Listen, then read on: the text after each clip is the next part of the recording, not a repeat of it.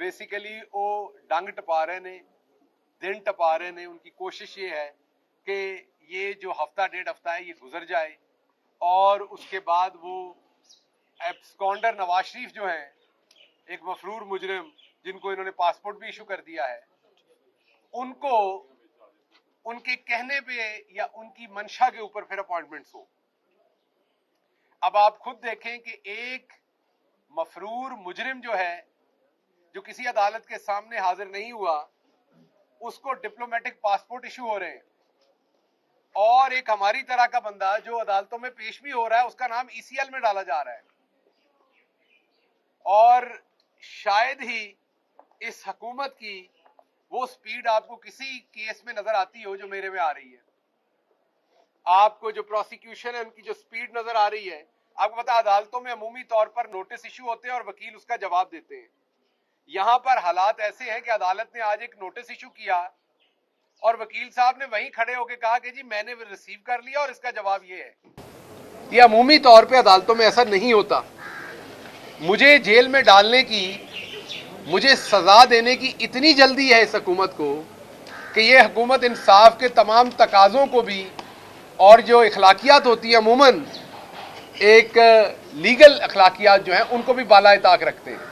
जैसा कि मैंने आपको बताया कि अदालत में मौजूद जज के मुंह से निकला अभी के नोटिस कर रहे हैं, तो उन्होंने कहा जी मैंने रिसीव भी कर लिया और इसका ये जवाब आप समझें, आगे चलें।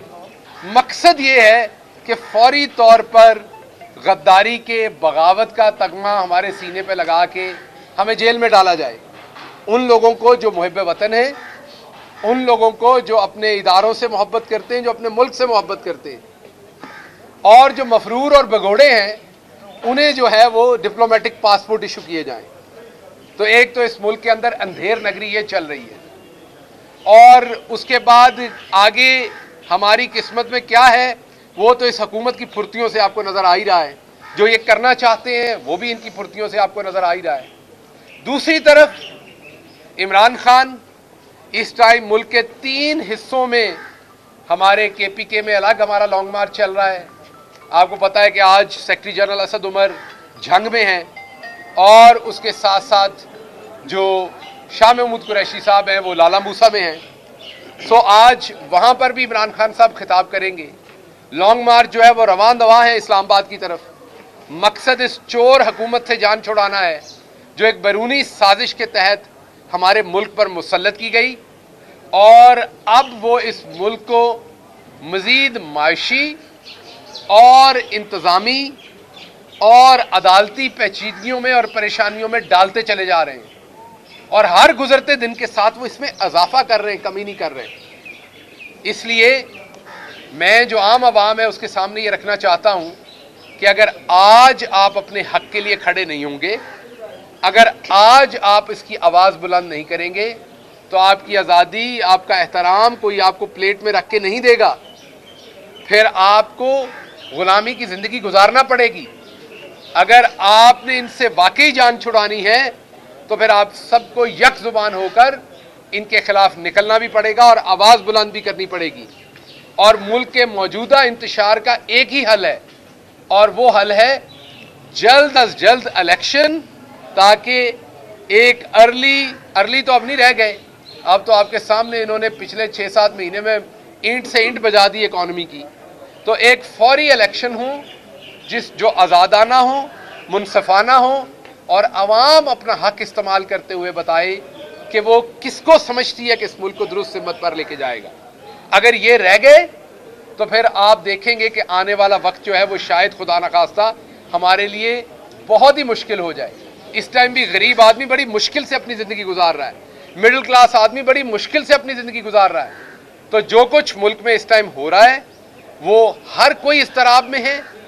इसी केस में अगर आप देखें तो एक शहादत हो चुकी है, उसके साथ साथ हमें भी जो इसमें अक्यूज़ आते हैं उसमें हमें भी सिक्योरिटी का मसला। और आज तो बड़ा इंटरेस्टिंग बयान दिया है अंदर जो इन्वेस्टिगेशन, इस हुकूमत की इन्वेस्टिगेशन है, उन्होंने कि जी हमें पहले ये कहा कि इसमें जितने भी मुल्ज़मान हैं उन्होंने एक साजिश के तहत ये बयान दिया था।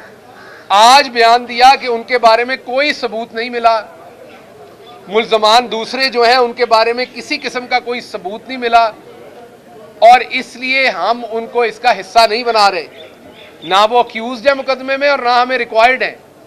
तो उनको एक किस्म का इन्होंने, मैं वकील नहीं हूं लेकिन जो मेरी अंडरस्टैंडिंग वहां लगी, मुझे तो ये लगा कि शायद उनको इन्होंने बरी कर दिया आज जो दूसरे अक्यूज थे। तो जब उनको अक्यूज को बरी कर दिया जिनकी कनाइमेंस से आप कह रहे थे कि मैंने बयान दिया, तो आपका मुकदमा तो आज इखलाकी तौर पर खत्म हो गया। आप कह रहे थे कि उनकी साजिश के साथ मैंने ये काम किया, तो आज आप कह रहे हैं कि उनकी कोई साजिश नहीं थी, वो कहीं मौजूद नहीं थे, हमें रिक्वायर्ड नहीं है। तो फिर इसका मतलब है कि ये हुकूमत जो है ये बुनियादी तौर पर तो सियासी टारगेट किलिंग ही कर रही है और मैं इनका सियासी टारगेट किलिंग का एक निशाना हूं। ये उसको हर सूरत पूरा करना चाह रही है। उसके अलावा केस के अंदर तो इनके पास अभी तक कुछ लाने को बचा नहीं है। आपके सवाल आज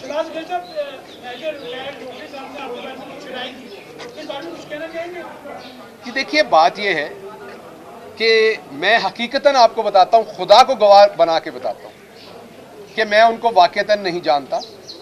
अभी मेरी प्रेस कॉन्फ्रेंस में भी बहुत सारे दोस्त जो हैं वो मेरे साथ खड़े हैं, खालिद साहब खड़े हैं, ज़िया साहब खड़े हैं, या मलिक साहब खड़े हैं, दूसरे दोस्त रंधावा साहब खड़े, इनको मैं जानता हूं। कई दोस्त ऐसे भी होंगे जो वहां से चल रहे होंगे और पीछे खड़े हो जाएंगे और आप कल को मुझे कहेंगे आपकी तस्वीर है उनके साथ, क्या आप उन्हें जानते हैं? तो उनकी अगर कहीं तस्वीर है चेयरमैन के साथ और वो रिसीव करते हुए सामने खड़े और तस्वीर बनवा ली है उन्होंने, इसका मतलब ये नहीं कि मैं उन्हें जानता हूं या पार्टी के दूसरे लोग जानते हैं। मैं अल्लाह को हाजिर नाजिर जान के बता रहा हूं कि ना उन्हें पार्टी की कभी किसी मीटिंग में देखा, ना उन्हें पार्टी के किसी और ऐसी जगह पे देखा। बाकी तो लाखों पाकिस्तानी हैं जो इमरान खान के साथ तस्वीर बनाना चाहते हैं। हो सकता है उन्होंने, जैसे करोड़ों मेंबरान हैं तहरीके इंसाफ के, उन्होंने भी मेंबरशिप ले ली हो, लेकिन क्या आप मुझे बताएं, आपका भी कोई बंदा होगा जिसने बोर्ड लगाया होगा करोड़ पक्का में नुमाइंदा फलाना, जिसका आपको कोई पता नहीं होगा, तो क्या अगर CNN के साथ या किसी बड़े अखबार के साथ, बड़े टीवी के साथ आपके मुज़ाकरात होंगे तो आप वो नुमाइंदा करोड़ पक्का को भेजेंगे, या आपका जो CEO होगा चैनल का या आपका जो ब्यूरो चीफ होगा यहाँ से वो जाएगा? तो इसलिए जिस सीरियस नवीयत की बातचीत वो कह रहे हैं उसमें को मेन लीडरशिप में से बंदा होगा या नुमाइंदा करोड़ पक्का होगा वहां से। तो ये वो रोकड़ी साहब जो हैं, मैं उनका एहतराम करता हूं एज अ ह्यूमन बीइंग, मैं उन्हें नहीं जानता इसलिए उनके खिलाफ मुझे नहीं पता उन्होंने मेरे बारे में क्या बात कहा, लेकिन मैं अच्छी राय उनके बारे में रखूंगा। लेकिन ना मैं उन्हें जानता हूं ना फवाद चौधरी का भी यही ट्वीट आया आपके सामने, जुल्फी बुखारी साहब का भी यही ट्वीट आया, मेरा भी यही आया, मेरे वाला जरा उन्होंने ज्यादा चुभे आया, को वजह होएगी।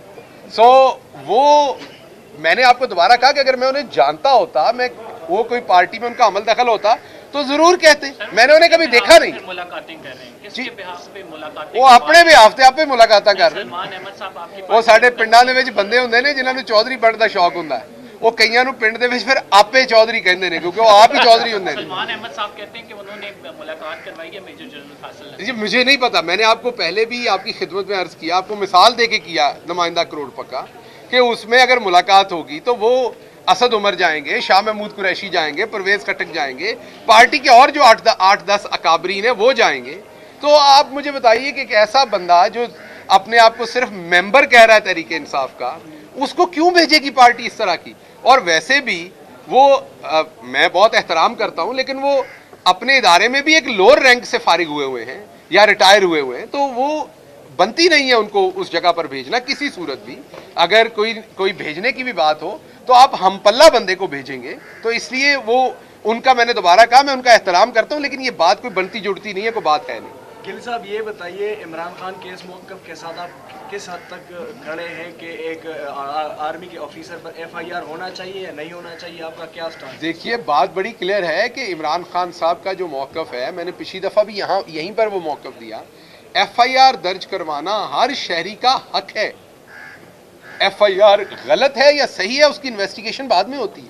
तो इमरान खान साहब ने कोई अगर तो ऐसा हक मांग लिया है जिसमें आपको मुझे पूछना पड़ रहा है या आपको पूछना पड़ रहा है या उसको पूछना पड़ रहा है, मैं तो आपको बता दिया कि मैं तो आइन और कानून और अपने लीडर के साथ खड़ा हूँ इसमें, कि उनका जो हक है उनको मिलना चाहिए।